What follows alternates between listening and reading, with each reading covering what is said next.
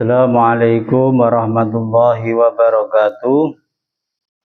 Bismillah, alhamdulillah, salatu wassalamu ala rasulillah, la hawla wa la quwata illa billah, amma ba'd. Hadratil muhtaramin, sahabat-sahabatku, teman-temanku, dimanapun berada. Alhamdulillah, memasuki hari yang ke-12 di bulan Ramadan. Semoga kita tetap diberi kekuatan, semangat untuk meningkatkan ubudiyah kita di bulan Ramadan tahun kali ini. Sebelum kajian kita mulai, mari sama-sama kita kirim Fatihah kepada Rasulullah SAW, kepada keluarganya, kepada para sahabat-sahabatnya, ahli baitnya, kepada para tabi'in, kepada para ulama-ulama, kepada para aulia, wabil khusus kepada guru-guru kita, kepada orang-orang tua kita, leluhur-leluhur kita, sanak ende taulan kita yang sudah mendahului kita di alam barzah.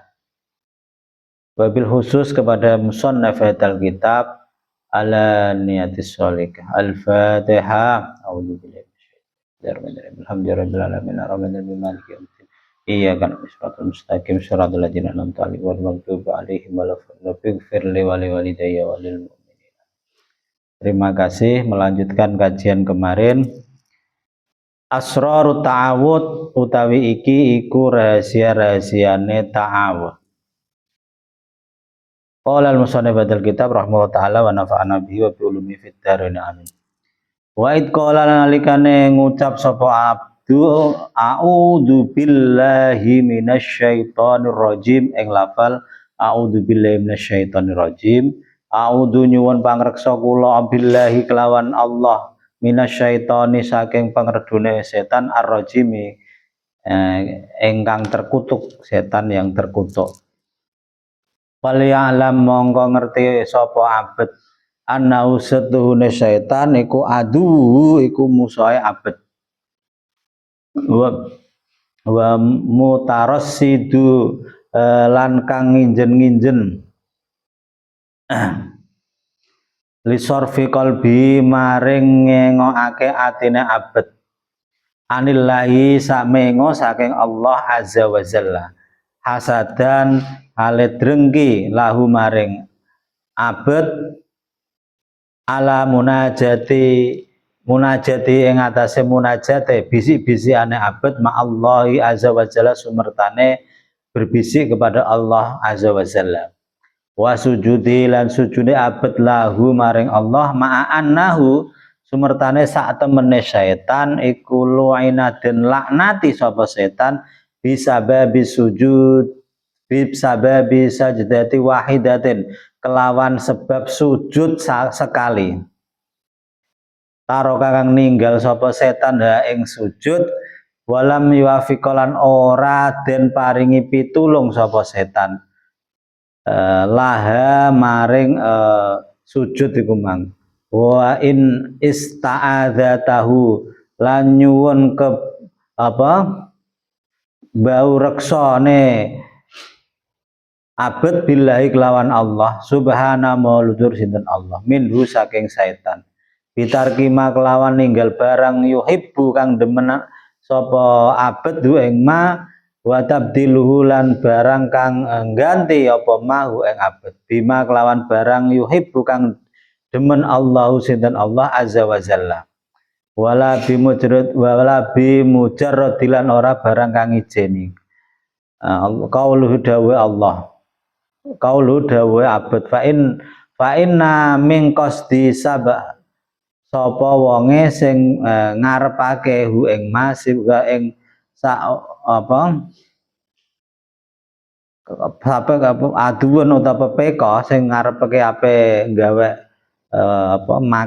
pepeka awadun utawa nyandu paya musaili yaftarisahu au yaktuluhu utawa mateni hu ing abet hu ing man faqala mongko ngucap sapa man a'udzu nyuwun pangreksa ingsun minhu saking iku mang sibhu Bidzalikal hisni kelawan ikilah benteng al hasini kang rusa. Wa utawi hisn iku sabitun tetep ala makanihi ing atase panggonane abet.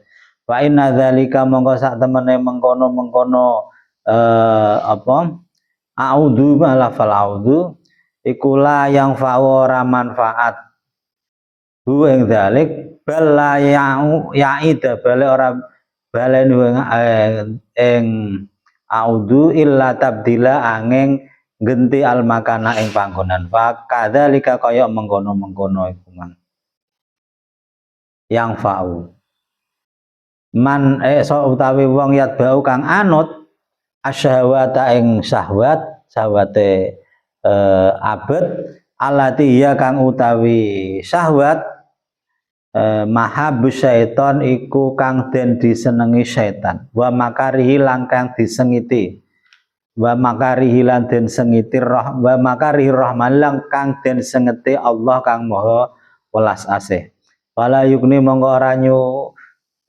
nyukupi hu ing iki mang apa jenenge abet majratul qaulu apa dheweni ucapan fal yak taron mongko becik bebarengan qauluhu apa ucapane abet bil azmi kelawan nejo alat ta'awudi kelawan sing nyuwun bau reksa iku mang bihisnillah kelawan ngreksane Allah azza wa jalla an syarri syaiton saking kealanane syaitan wa hisnulan ngreksane Allah la ilaha illallah ing la ilaha illallah itqala nalikane ngendikan sinten Allah azza wa jalla bima ing dalem perkara akhbar kang wis paring kabar anu saking mas apa nabiyuna sallallahu alaihi wasallam nabi kita Muhammad sallallahu alaihi wasallam la ilaha illallah hisni faman dakhala hisni amana min adzabi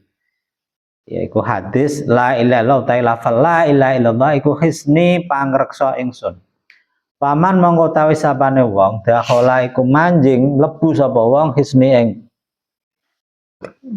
pangreksa ingsun amana mongko aman sapa wong min adzabi saking siksane ingsun akhraja ngetake hadis al hakim sapa imam hakim fit tarihi ing dalam kitab at-tarikh wa Abu Naim lan Imam Abu Naim fil hilyati min tariqi ahlil bait kitab hilyah min tariqi ahlil bait min hadisi Ali saking hadisi Ali bisnadi dhaif kelawan apa jenenge sanad sing lemah jiddan kelawan mesti fa amma man monggo tawi sapane wong iku ittakhadha ngalap sapa wong ilahahu ing pangerane man hawahu ing hawa nepsune bahwa mongko utawi man iku fi midani setan ing dalem alun-alune setan la fi hisnillahi ing la ora ing dalem apa bentenge Allah azza wa jalla paman itakhoda iku ngalap sapa wong ilahahu ing pangerane iku hawahu yaiku pangerane hawahu ing hawa nepsune dadekno pangeran yaiku wong niku mang kaya padha karo nang alun-alune setan ora nang bentenge Gusti Allah wal ya'lam lan becik ngerti sapa abet anaman sak temene wong maka itu kang sandu payane apa jenenge setan ayas tagilahu ing ketungkul atau nungkuli hu ing man sapa setan hu ing man fi sholati ing dalam salate wong bidzikril akhirati kelawan eling akhirat wa tadabbaru lan ngatur gawe wa tadabbiru fi'lil khair lan ngatur agawe pira-pira kebagusan al liyamnauhu nyegah apa setan hu ing man anfahmi ma ing saking memahami perkara yaqra'u kang den waca apa ma. Jadi rahasia-rahasiane ta'awud. Ternyata ta'awud itu loh. A'udzu itu a'udzubillahi minasyaitonir rajim itu ada rahasia-rahasia khusus. Makanya kita setelah berdiri kemarin itu sudah berniat sholat sudah membaca takbir, kemudian membaca doa istiftah. Setelah doa istiftah itu sebelum masuk ke Fatihah, kita itu disunahkan membaca ta'awudz pelan-pelan. Kemudian baru bismillah. Nah, ta'awudz ini bukan bagian dari Fatihah. Ini kita disunahkan. Ada rahasia-rahasia dalam pembacaan ta'awudz itu. Nah, yang harus kita ketahui bahwa ta'awudz itu minta perlindungan kita kepada Allah dari bujuk rayu setan. Itu maknanya gitu. Jadi, maka yang harus kita ketahui bahwa setan itu adalah musuh nyata kita. Setan itu selalu melihat atau mengintip kepada untuk membelokkan hati kita kepada selain Allah. Itu setan selalu melihat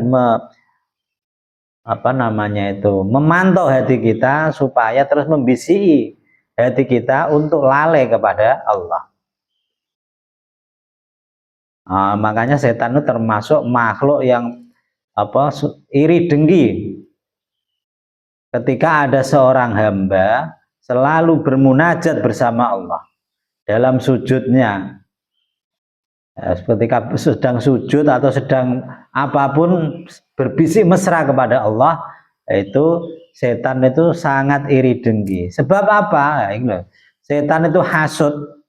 Sebab paling utama ketika apalagi orang mau sujud itu sangat hasud, sangat iri dengki sekali. Sebab setan itu dilaknat oleh Allah sebab meninggalkan perintah sujud sekali itu, yaitu sujud kepada Nabi Adam. Itu ceritanya sudah masyhur, sudah banyak diceritakan bagaimana setan itu dimurkai, dilaknat oleh Allah karena menolak sujud sekali kepada Nabi Adam. Dan setan itu tidak mendapat taufik dan diberi dijaga oleh Allah untuk bisa melakukan sujud itu. Maka dia meninggalkan sujud tersebut yang sudah Allah wajibkan kepada setan, jadi perintah. Makanya ketika ada seorang hamba anak Adam yang hendak melakukan sujud, setan pasti akan berupaya sekuat tenaga untuk tidak melaksanakan sujud, menggagalkan upaya untuk melakukan sujud di hadapan Allah. Dan seandainya sudah sujud, sudah mampu, yaitu bagaimana ketika sujud atau ketika sedang sholat itu setan senantiasa mengganggu, memberi bisikan dalam hati kita supaya tidak hadir hati kita, hudur hati kita. Fisik kita sujud, raga kita sujud, tapi hatinya bagaimana selalu terlalai kepada Allah.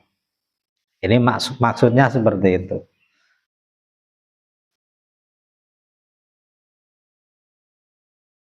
Nah, makanya orang mengucapkan ta'awudz itu ibaratnya sedang kita membaca ta'awudz, a'udzubillahi minasyaitonirrajim, itu sedang membangun benteng yang kuat. Dan barang siapa menetap di benteng tersebut dalam keyakinan kuat, bukan hanya diucapkan oleh lisan kita, tapi benar-benar benteng yang kuat di dalam hati kita untuk membentengi diri kita, dan kita bisa berlindung di benteng tersebut.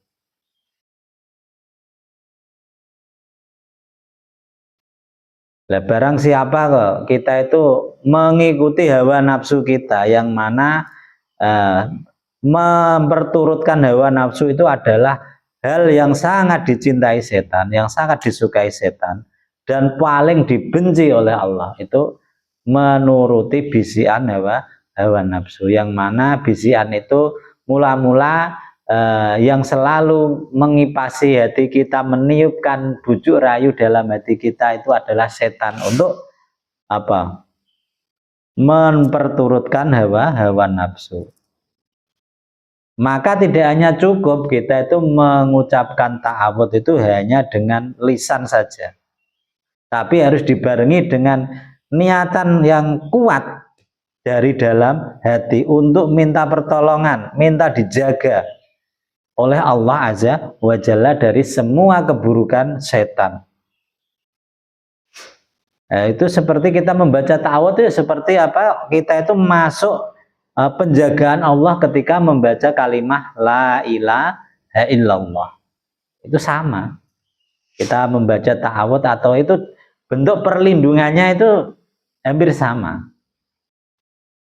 Makanya sesuai apa namanya hadis yang disampaikan Rasulullah.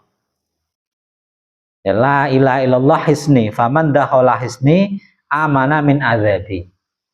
La ilaha illallah itu loh, kalimah la ilaha illallah, kalimah pamungkas kita.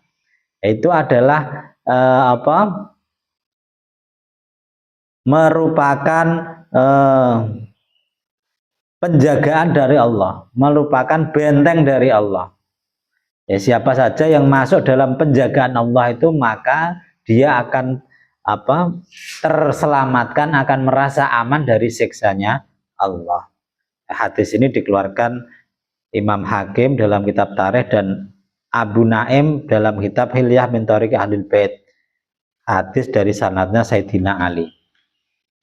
Barang siapa kok kepengen mempertuhankan selain Allah, menganggap setan itu sebagai apa namanya itu bosnya, apalagi mempertuhankan. Ya, kita itu kadang sirik-sirik khafi dalam hati kita itu, makanya kita itu harus sering istighfar. Kalau kita memperturuti atau menjadikan setan itu sebagai Tuhan kita, panutan kita, ya maka kita itu teribaratkan berada di seputaran alun-alunnya setan, di seputaran tanah lapang atau kekuasaannya setan. Tidak berada dalam perlindungan bentengnya Allah. Nah, sedemikian juga ketika kita berada pada atau di hati kita itu tidak dibarengi mengingat Allah dan mengingat akhirat dalam sholat kita, ya seperti kita sedang berada pada tanah lapangnya setan itu, bukan berada pada perlindungan Allah. Maka dalam setiap kita menjalankan, memulai kebaikan-kebaikan itu, ya kita hendaknya mengucapkan ta'awudz, minta tolong kepada Allah. Ya, maka kita sebenarnya setiap huruf itu loh, dalam setiap huruf hijaiyah ataupun huruf ajat sejatinya itu kan merupakan nama-nama singkatan atau nama-nama dari namanya Allah. Maka ketika kita memahami hakikat itu, bahwa setiap huruf dalam apapun huruf hijaiyah atau huruf Latin kita itu merupakan bagian dari nama-nama Allah. Ya, makanya kita itu ketika sedang berbicara itu, kita sedang menggunakan, meminjam nama-nama huruf-huruf yang ada di nama-nama Allah itu, maka kita itu malu rasanya ketika kita itu mengucapkan kalimah bohong atau dusta atau kalimah yang menentang kepada Allah. Makanya kita disuruh membaca, memohon perlindungan kepada Allah. Ini kalau membahas tentang ilmu-ilmu huruf itu luar biasa itu, tapi itu bahasan yang agak sulit. Nah, kita memahami saja bagaimana ketika kita setiap huruf itu kita yakini merupakan bagian dari asma Allah itu.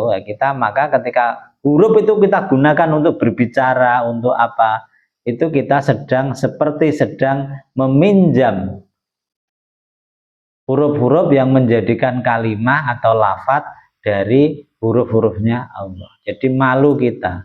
Alangkah durhakanya kita ketika menggunakan huruf-huruf itu dijadikan digabung huruf-huruf itu menjadi sebuah kalimat, sebuah ucapan yang mana ucapan dan kalimat itu tidak ada manfaatnya, tidak ada faedahnya. Apalagi malah untuk durhaka kepada Allah. Naudzubillah. Halul abdi fil fatihati, utawi iki iku tingkae hamba fil fatihati ketika membaca Fatihah. Wal ya'lam lan wal mongko yekti ngerteni sapa abet angkul luma anakul lama sak temene setiap sesuatu yastagilu kang ketungkul nungkolake apa mahu ing abet anfahmi ma'ani saking kepahamane anfahmi ma'ani qiraati saking memahami maknane pembacaane abet wa utawi ma iku waswisu iku pengridune setan. Fa inna harakatil lisan mongko sak temene obahe lisan iku waira maksud gak sing dimaksud. Waira maksudatin. Bal maksud balik sing dimaksud iku ma'ani ya yaiku maknane qiraah. Fa amal qiraatu mongko anapun utawi qiraah bacaan fannasu mongko utawi menungso iku fiya ing dalem qiraah ana salah satun ada dibagi tiga. Yang pertama rajulun yataharraku lisani lelaki yang bergerak lisannya wa qalbuhu tetapi utawi atine rajul ghafilun iku lalai. Sing nomor loro wa rajulun wong lelaki yataharraku kang obah kang ngomong apa lisane wong wa qalbu utawi atine apa abet iku yatbaul iku anut apa qalbu al-lisana ing lisan faya bamu mongko faham sapa abet wa yasmaulan krungu sapa abet minhu saking lisan kaanau kaya kastabna abet yasmauhu iku krunguhu ing makra sing diwaca ming ghairi saking saliyane abet wa ya utawi iki darajatul ashabul yamin derajate apa ashabul yamin orang-orang yang akan menerima catatan amal dengan tangan kanan. Wa rajulun lan wong lanang yasbaku kang disi qalbu apa atine wong ilal maani maring beberapa makna. Awalan ing dalem kawitane summalayah damu monggo orang liwati apa al-lisanu lisan al-qalba ing ati. Fayarji mau monggo nerjemahake sapa kumangkol lisan ing qalb fafurika monggo den bedaake ben ayakuna ing dalem antarane yen to ana apa al-lisanu lisan iku turjamanul qalbi iku dadi penerjemahe ati. Au yakunu utawa ana sapa maklimal qalbi apa kang mulang ing ati wal makrubun lan sing parek-parek cerak-cerak sapa iku mang lisanuhum lisane wong iku mang tarjamun yatbaul qalbi menerjemahkan anut kepada apa lisan ing ati wala yataba ora mengikuti ing ati. Jadi ketika membaca Fatihah itu loh, kita membaca setelah ta'awud membaca Fatihah. Nah itu kita sedang menyibukkan apa? Seorang hamba itu sedang menyibukkan memahami makna-makna bacaannya. Dari apa? Rasa was-was pergerakan lisan kita, bacaan kita tanpa mengetahui maksud maknanya. Itu kita makanya dalam sholat itu ketika kita tahu Fatihah apa kita baca pelan-pelan pas khusyuk tengah malam mungkin ya. Ini apa kita sedang mengangen-angen makna-makna dari bacaan tersebut. Kita masuk di situ, kita pahami dengan hati kita.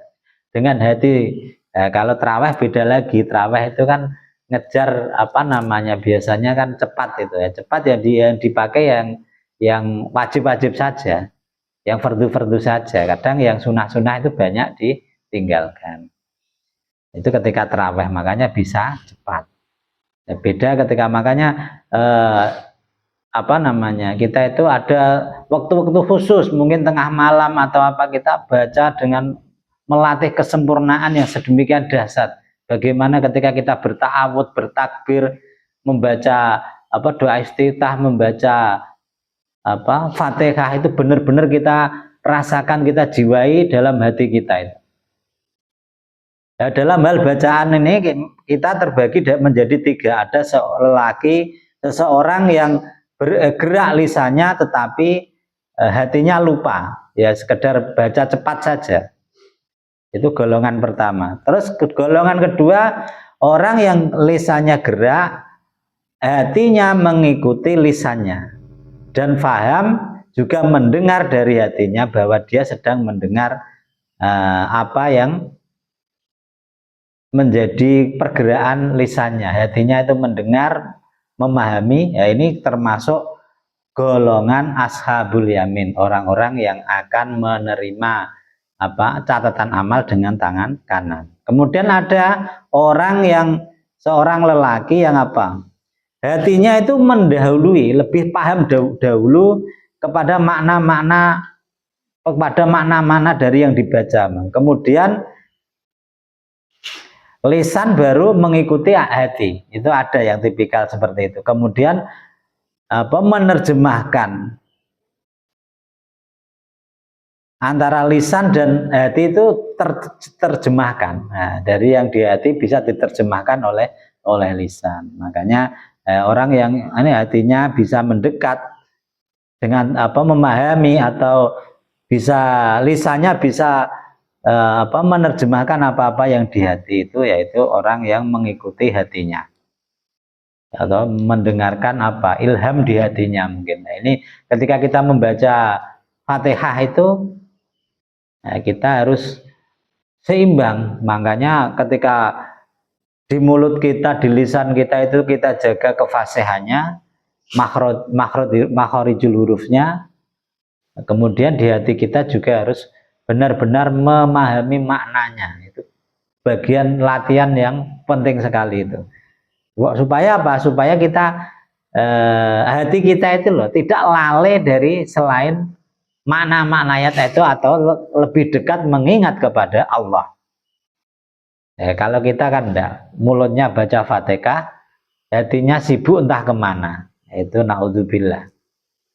Yang bagi bil musolli, yang bagi persayukjo bil musolli kelawan wong sing salat, ayaki fa ing yen tau waqaf inda kulli ayatin, apa ketika setiap ayat minal Fatihati, waqfatan kelawan waqaf yasirotan yang pelan, yang apa sebentar.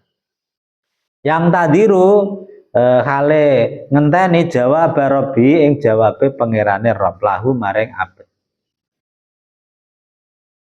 Wa ka'anna kaya-kaya sak temene abad utawa wong mang yasma'u krungu sapa wong hu ing Rabb, wa utawi Rabb yaqulu iku ngucap ngendikan si Rabb dawuh hamdani abdi, hambaku abdi memujiku.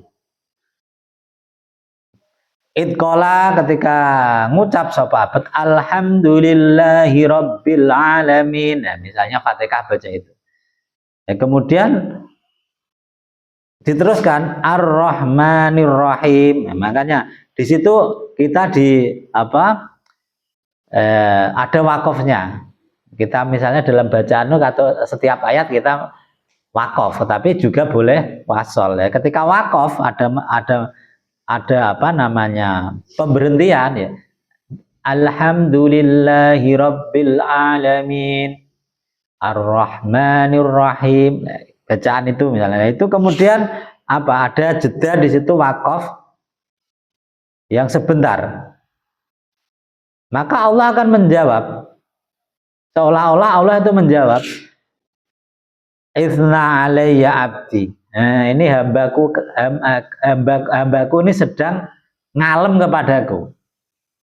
Sedang apa? Ngalem itu bahasanya apa ya? Manja kepadaku. Fa idza qala maliki yaumiddin. Nah, kita ketika membaca maliki yaumiddin, itu ada wakafnya lagi. Itu kita sedang menunggu Allah itu mengatakan majdani indi abdi. Allah hambaku sedang mengagungkanku, membuat pengagungan kepadaku. Itu ketika maliki yaumiddin. Kemudian ketika seorang musallin, orang yang salat membaca melanjutkan iyyaka na'budu wa iyyaka nasta'in. Iyyaka na'budu wa iyyaka nasta'in. Nah, itu seorang hamba menunggu jawaban dari sabda Allah, yaitu berupa hada baini wa baina abdi. Lah inilah makom antara aku Allah dengan hambaku, ya ketika mengucapkan iyyaka na'budu wa iyyaka nasta'in. Hanya kepadamu kami menyembah ya Allah. Kami beribadah itu hanya kepadamu. Nah, kita itu kemudian baru wa iyyaka nasta'in, dan hanya kepadamu kamu meminta. Itu ada makna terdalam yang luar biasa. Bagaimana kita itu mengabdilah dulu, beribadahlah dulu, na'budu dulu, baru nasta'in, baru meminta. Kalau kita kan sedikit ibadah banyak mintanya. Makanya itu akhlak kita itu harus kita jaga. Kita itu ibadah sebanyak-banyaknya, baru meminta. Nah, seharusnya kan seperti itu. Tapi wong Allah itu juga memberi peluang kepada kita ketika mintalah padaku kan gitu. Ud'uni, berdoalah kepadaku maka aku akan memberimu. Ya, tapi kan itu perintah secara umum lah. Kita kan kadang kita itu amalnya sedikit kok minta banyak, itu kan ya kadang seharusnya sebagai seorang hamba itu kan malu kita. Seharusnya malu. Nah, makanya ketika biar kita itu pantas meminta hal yang banyak kepada Allah, juga kita harus meningkatkan ibadah kita yang banyak kepada Allah. Fa'id qala mongko nalikane ngucap sapa musolli mang ihdinas siratal mustaqim ila akhirih siratal ladzina an'amta 'alaihim, itu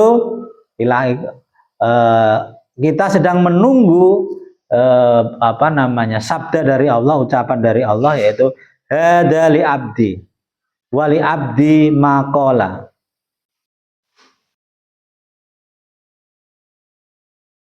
Hada utawi iki ku abdi li abdi, iki loh ayat ini untuk ihdinas siratal mustaqim, permintaan kita untuk ditunjukkan jalan yang lurus. Nah, inilah hambaku. Ini adalah ayat ini untuk hambaku. Dan untuk hambaku ini makola, ada suatu ucapan, wa man daqata masolah alima annahu la yaqumu maqamat takbir wal fatihah wa ghariha maqamiha.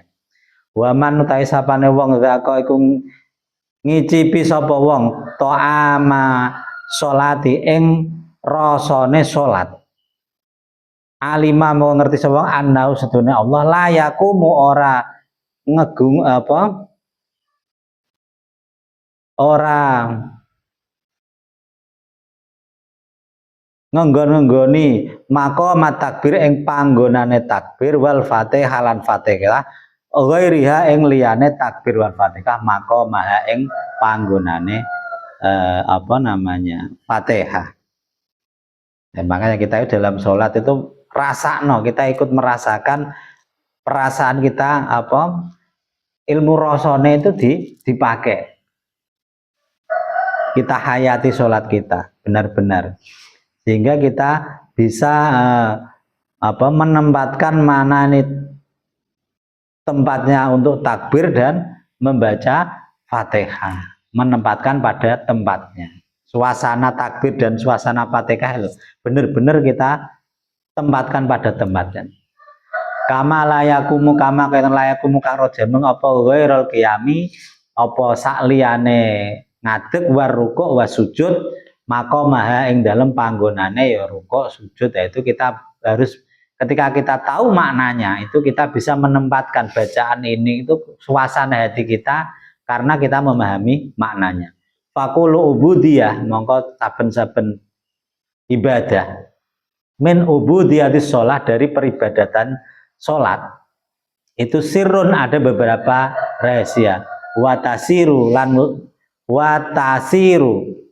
lan ngelabeti, wa ubudiyah ngelabeti proses ibadah kita, walatuh salon orang asal figuri di luar sholat. Dalam sholat itu ada beberapa rahasia, ada beberapa bekas penghambaan kita yang tidak dihasilkan di luar sholat. Sungguh istimewa sholat itu. Summa likuli ayatin min ayatil fatihah ubudiyah wadzuku wa wajada yahsuha la yujadu fi ghairiha. Dan setiap ayat dari ayat-ayat fatihah itu adalah ada rasa ubudiyah, proses ubudiyah yang luar biasa, dan juga rasa dzauq, pengerasa, dan juga kita menemukan dalam hati kita hal-hal tertentu yang tidak kita temukan, rahasia-rahasia tertentu yang tidak ditemukan di luar sholat. Itu baru proses Fatihah. Makanya ini sholat itu benar-benar pekerjaan atau ibadah dohir dan ibadah batin yang harus sinkron. Kalau dohirnya itu seperti olahraga kita, ya, tapi batinnya ini perlu benar-benar harus kita jaga, itu harus kita rasakan benar-benar. Ya, semoga kita dapat kemanfaatan dari kajian ini. Ya, asraru ubudiyah bismillahirrahmanirrahim. Nah, ini besok rahasia-rahasia ibadah bismillahirrahmanirrahim. Ya, cukup sekian. Apabila ada kekurangan atau kekhilafan, itu murni dari kebodohan kami. Apabila ada kebenaran, itu adalah pertolongan dari Allah Subhanahu wa Ta'ala. Cukup sekian. Wabillahi taufiq wal hidayah wa ridha wal insya Allah. Wassalamualaikum warahmatullahi wabarakatuh.